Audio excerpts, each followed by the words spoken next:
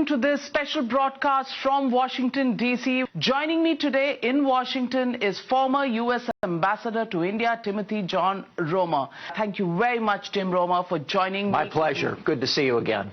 Good to see you. And here in America, are you thinking India right now, or are you only thinking Donald Trump or Kamala Harris?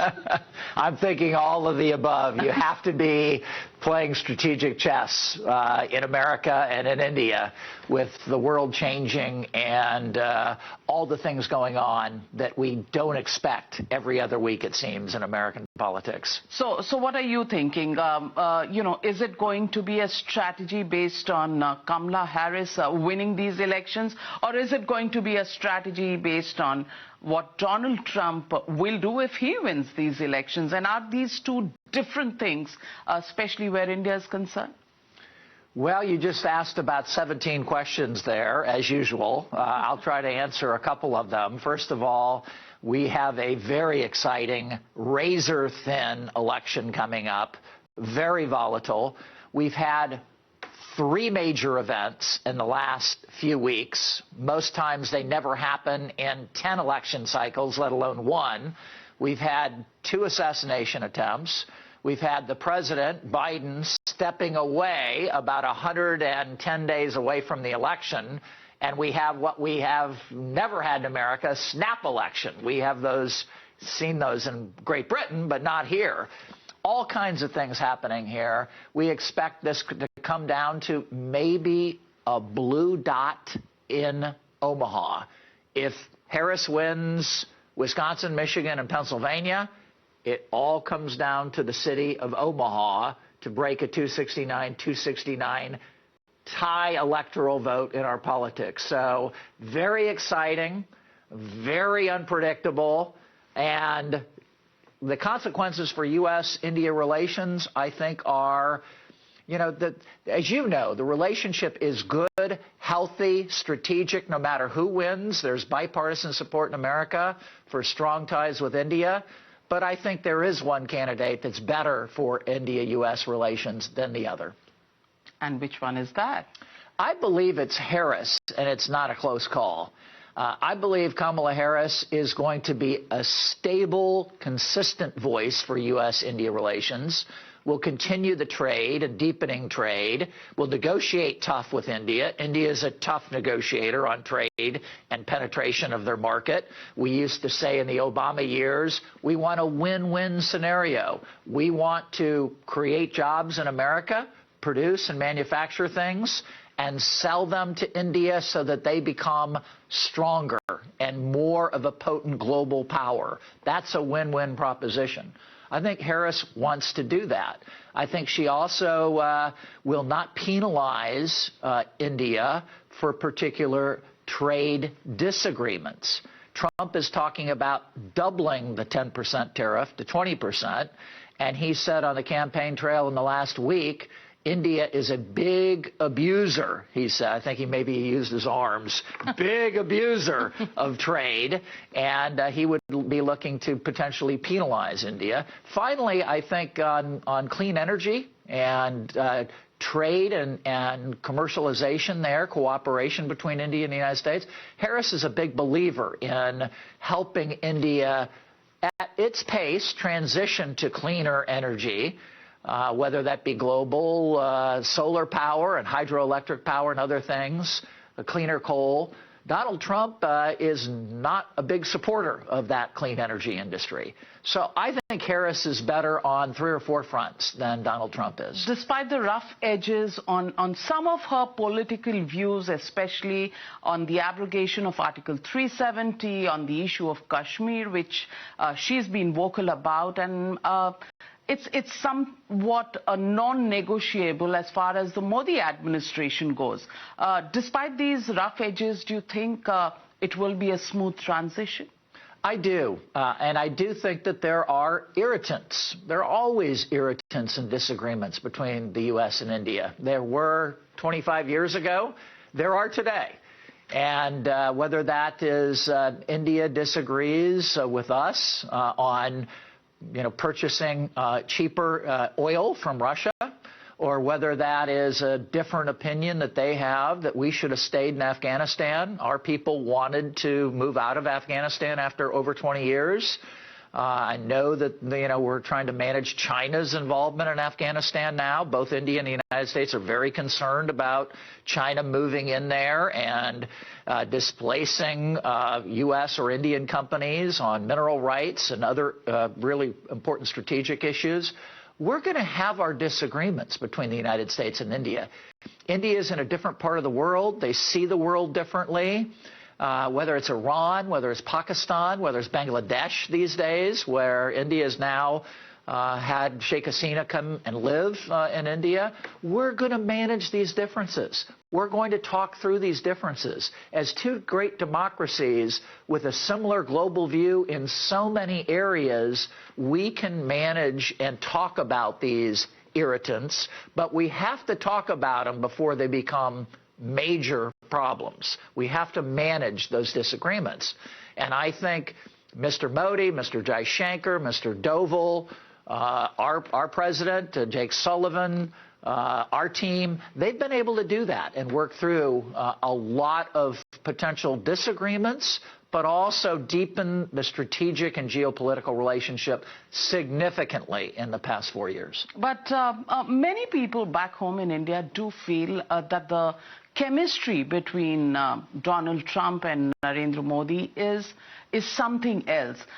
Do you see this as chemistry mainly for cameras, and is that missing in the Modi-Harris relationship, or is it something that's waiting to take place once she takes over as president if she wins these elections? How do you describe the personal rapport and that impact on relations between our two countries?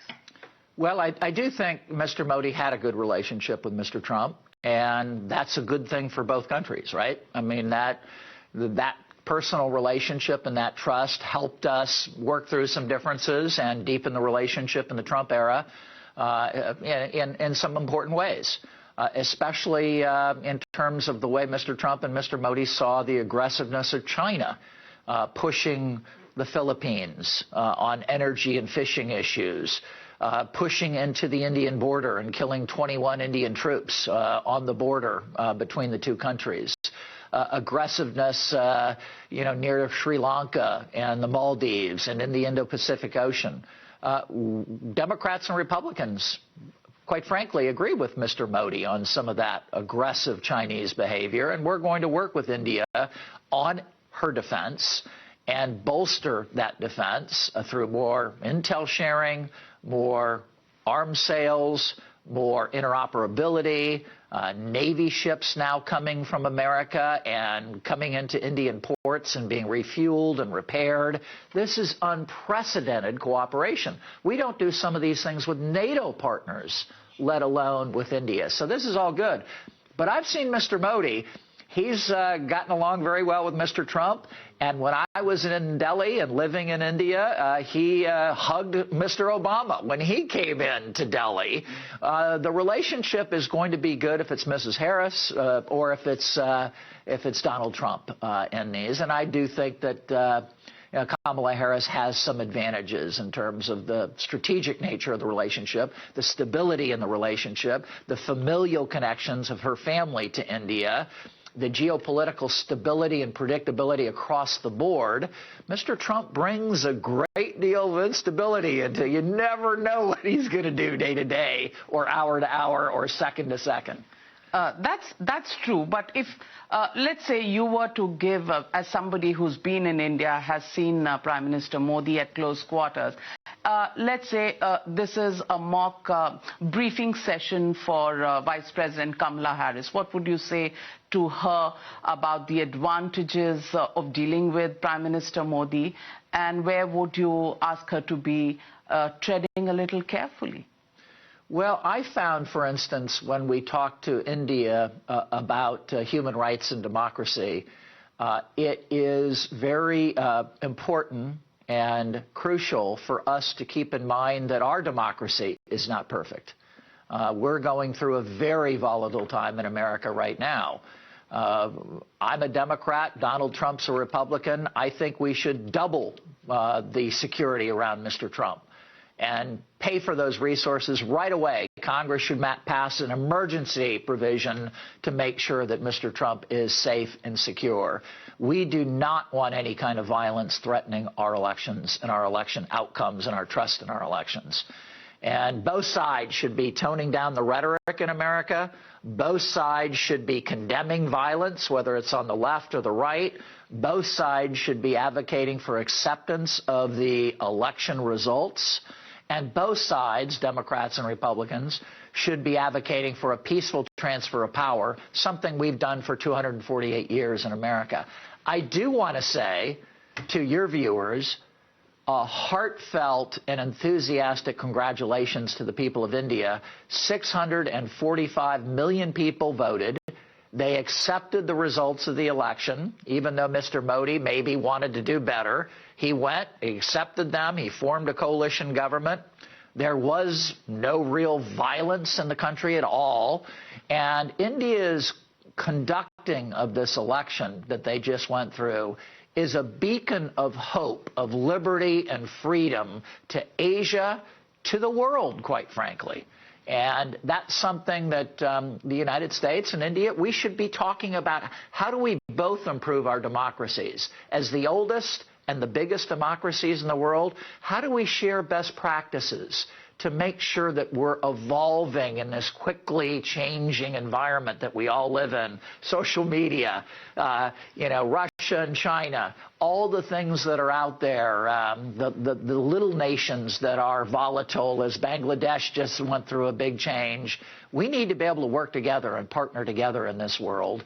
And sharing best lessons learned in democracy is key, and not just pointing the finger at one another about the faults that we see in each system, which is evident out there, and we all know it's there.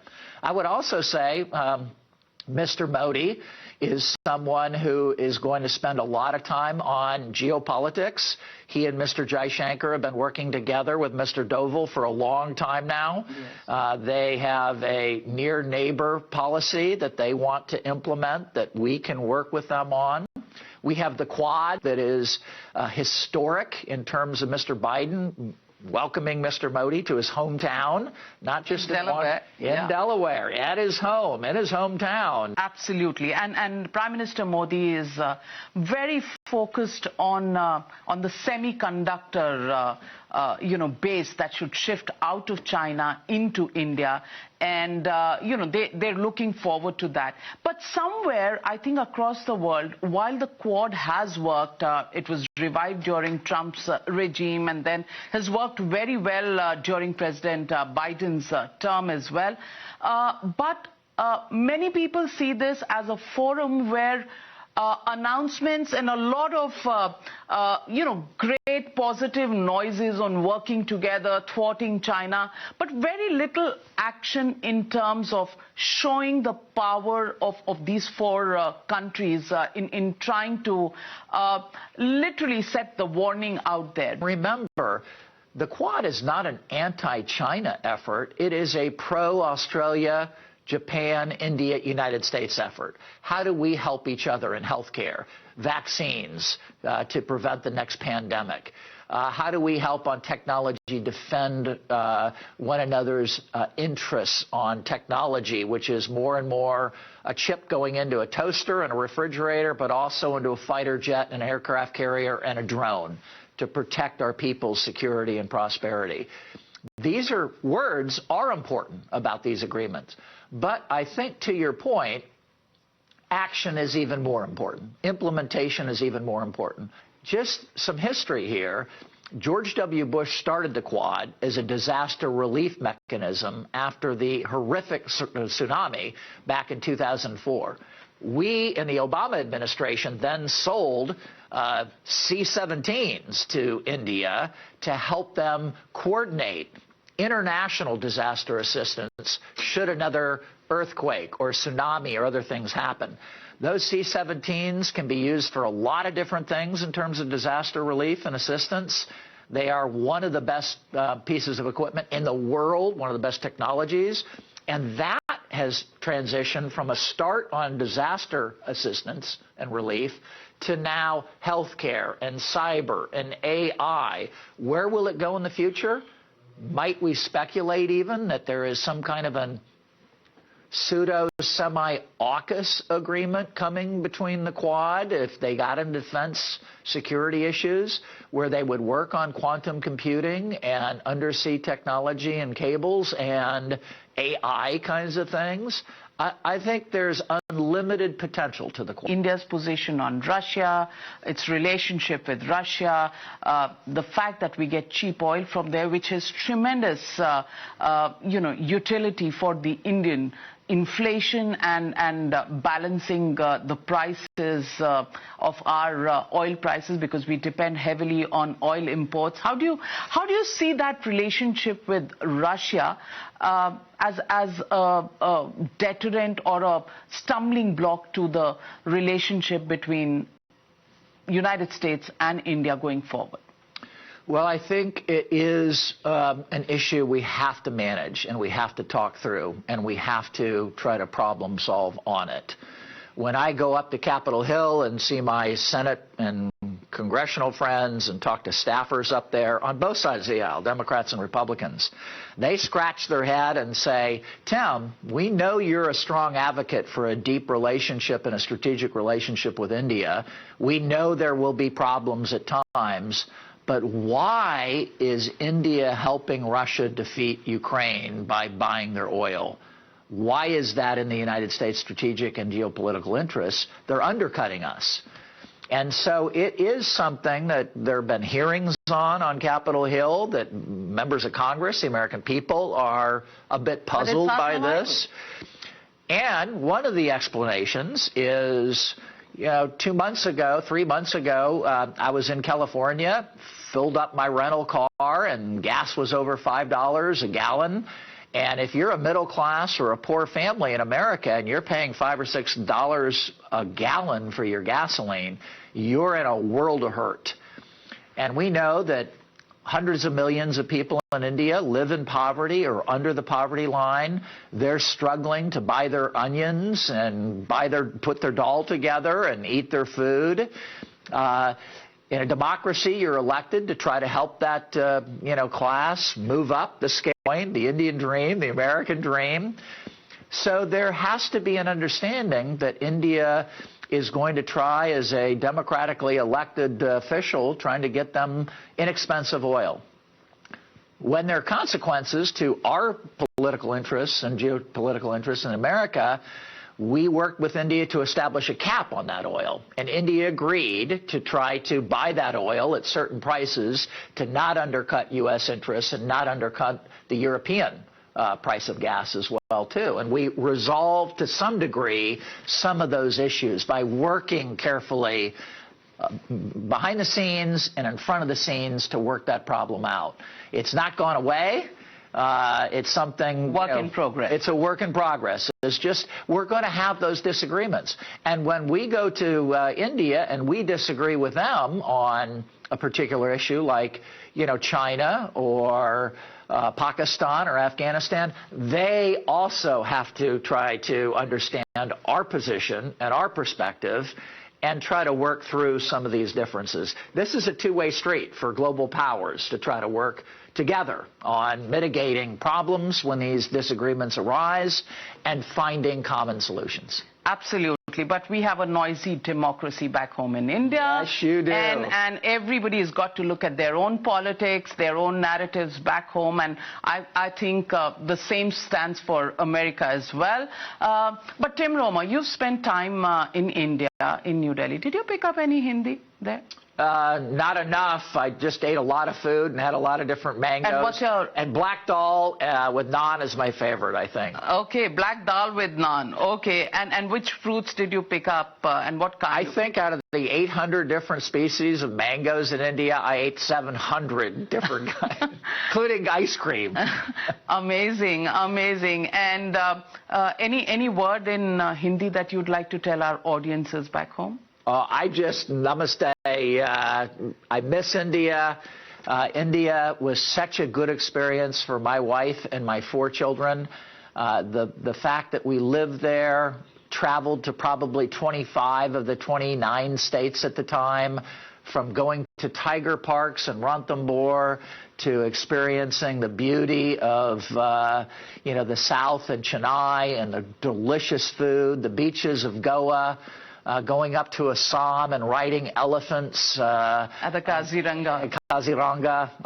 It is a beautiful country, and I miss living there. I get back a couple times a year, and the diversity, the changes that you see every time you go to India, the fact that the middle class in India is traveling more and more and seeing the country and experiencing the beauty and the opportunity in that country.